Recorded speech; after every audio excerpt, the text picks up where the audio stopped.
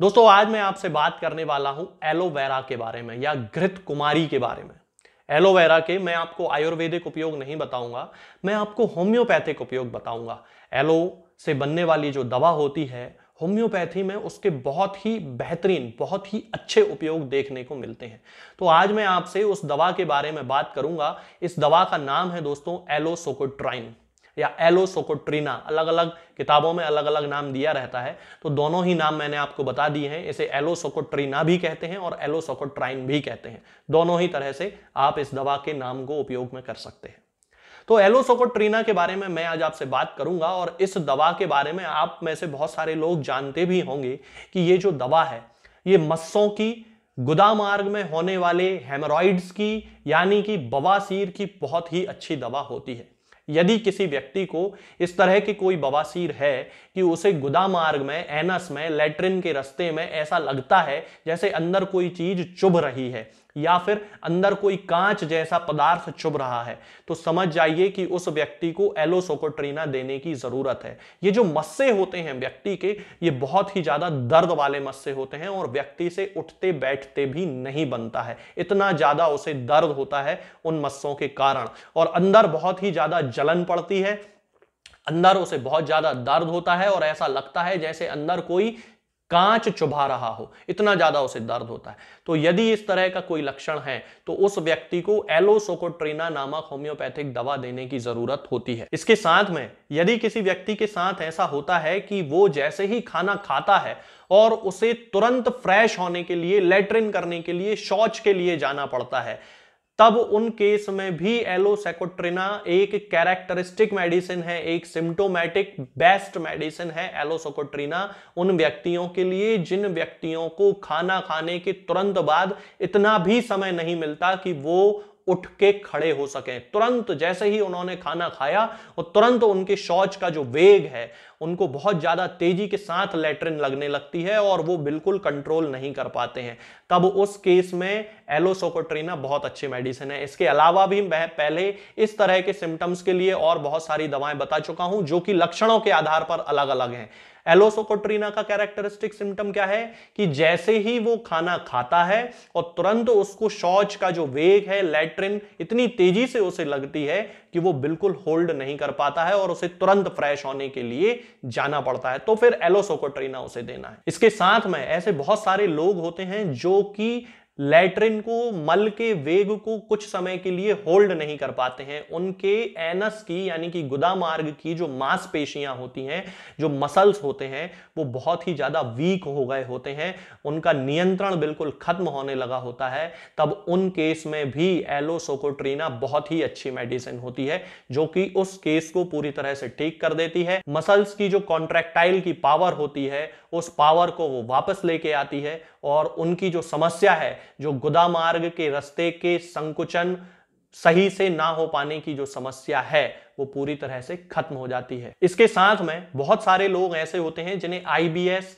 यानी कि irritable bowel syndrome या फिर अल्सरेटिव कोलाइटिस की शिकायत होती है, और उन केस में कुछ खास लोगों के साथ ऐसा होता है कि उन्हें यह लगता है कि जैसे ही वो गैस पास करेंगे, अपान वायु पास करेंगे, फ्लैटस पास करेंगे, तो उन्हें ऐसा लगता है कि उसके साथ साथ उनका मल भी बाहर निकल जाएगा, उनका स्टूल भी बाहर निकल जाएगा।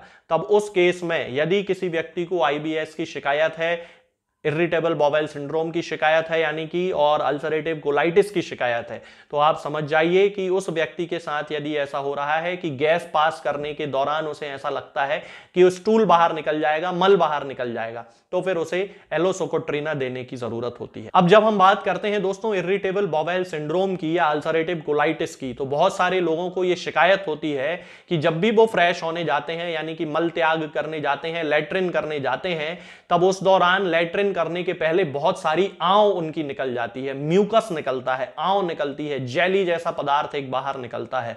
तो उस कंडीशन में यदि किसी व्यक्ति के साथ ऐसा होता है कि उसको बहुत ज्यादा आंव की शिकायत है, तो फिर एलोसोकोट्रिना उसे देने की जरूरत होती है। बहुत ही अच्छी होम्योपैथिक दवा है यदि किसी व्यक्ति को इस तरह की कोई शिकायत हो रही है। और जैसा कि वीडियो की शुरुआत में मैंने आपको बताया कि बवासीर के केस में, हेमोरॉइड्स के केस में ये सबसे अच्छी दवाओं में से एक है होम्योपैथी में बवासीर के लिए। इसके अलावा भी बहुत सारी दवाएं आती हैं, जिनमें से लगभग 5-6 पर तो मैं वीडियो बना चुका हूं। उसके बाद भी अभी 30-40 दवाएं और हैं जो कि बवासीर के केस में बहुत ही अच्छा काम करती हैं। तो कई लोग ऐसा पूछते हैं कि डॉक्टर साहब आप एक ही बीमारी की इतनी सारी दवाएं बता देते हैं, हमें समझ में नहीं आता कि हम कौन सी दवा उपयोग करें।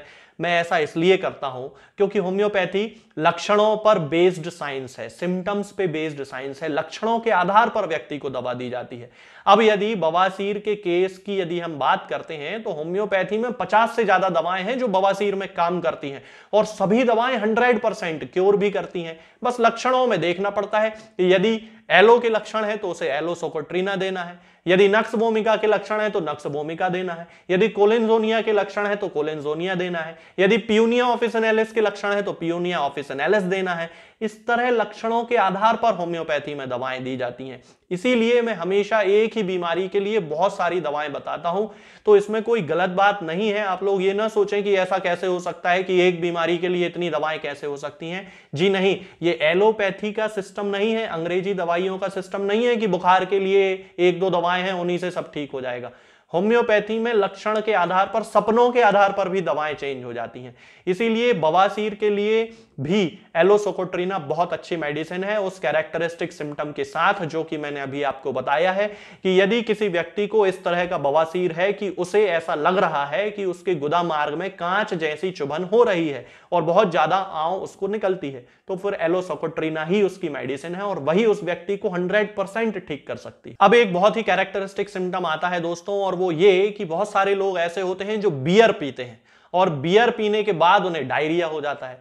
तो यदि कोई ऐसा व्यक्ति है जिसे बियर पीने से डायरिया होता है तो फिर एलोसोकोट्रिना उसकी मेडिसिन है। इसके साथ में एक और मेडिसिन होम्योपैथी में होती है जिसे काली बाइक्रोमिकम कहते हैं। काली बाइक्रोमिकम भी इस तरह के केस में काम करती है। सबसे पहले एलो से ठीक करने की कोशिश करते हैं, यदि एलो काम नहीं करती है तो फिर उसे काली बाइक्रोमिकम देते हैं और वो केस पूरी तरह ठीक हो जाता है। तो दोस्तों ये जो दवा होती है एलोसोकोट्रिना, यदि हम इसकी पोटेंसी की बात करते हैं तो इसे 30 से लेके और 1 m पोटेंसी तक सामान्यतः यूज किया ही जाता है। कई बार 10 m और cm पोटेंसी का भी उपयोग किया जाता है। तो सामान्य केस में यदि आपको ऐसा लगता है कि किसी व्यक्ति को वे लक्षण हैं जो मैंने अभी आपको इस वीडियो में बताए हैं, तो एलोसोकोट्रिना की 30 पोटेंसी हम दे सकते हैं और 30 पोटेंसी की 2-2 बूंद सुबह, दोपहर और शाम, दिन में 3 बार उसे देना शुरू करते हैं। अब ये जो लक्षण मैंने आपको बताए हैं ये सामान्यतः क्रॉनिक लक्षण ही होते हैं। तो सामान्यतः ये देखा जाता है कि लंबे समय तक इस दवा का उपयोग करना पड़ता है। एक्यूट केस में तो 5-6 दिन, 8 दिन में ये पूरी तरह ठीक कर देगी, मतलब कि एक्यूट केस वो जिसमें कि लक्षण अभी अभी शुरू हुए हैं। लेकिन यदि क्रॉनिक केस है, 5 साल पुराना, 2 साल पुराना, 1 साल पुराना, 10 साल पुराना, 15 साल पुराना, तो आप समझ लीजिए कि इस दवा को लंबे समय तक उपयोग करने की जरूरत है। ऐसा ना सोचें कि डॉक्टर साहब ने तो कहा था 8 दिन में दवा ठीक कर देगी। जी नहीं, 8 दिन में उस केस को ठीक करेगी जिनमें कि पेशेंट के लक्षण अभी अभी शुरू हुए हैं। 15 दिन पहले से उसे ऐसी कोई समस्या होना शुरू हुई और उसको तुरंत जब हमने दवा दे दी, बिना किसी सिस्टम में भटके, बिना किसी दवा का उपयोग किए, तो 8 दिन में ये ठीक कर देगी। और यदि कोई क्रॉनिक केस है तो फिर उसको ज्यादा लंबा समय, 2 महीने, 4 महीने, 6 महीने, उसकी बीमारी की क्रॉनिसिटी यानी कि जितनी ज्यादा पुरानी बीमारी है उसके आधार पर उसको समय लगने वाला है। ये जो दवा है एलोसोकोट्रिना, ये आप किसी भी होम्योपैथिक फार्मेसी पर जाकर ही ले सकते हैं या ऑनलाइन मंगवा सकते हैं। मैं केवल एक कंसल्टेंट फिजिशियन हूं, केवल पर्चा देने वाला, प्रिस्क्रिप्शन देने वाला फिजिशियन हूं, तो प्रिस्क्रिप्शन ही देता हूं, मेरी कोई फार्मेसी नहीं है। इसलिए ये दवा ना मैं किसी को बेचता हूं ना भेजता हूं। आज के इस वीडियो में फिलहाल इतना ही। आगे के वीडियोस में हम बात करेंगे कुछ नई बीमारियों के बारे में और उनकी होम्योपैथिक दवाओं के बारे में। तब तक के लिए जय हिंद, जय भारत।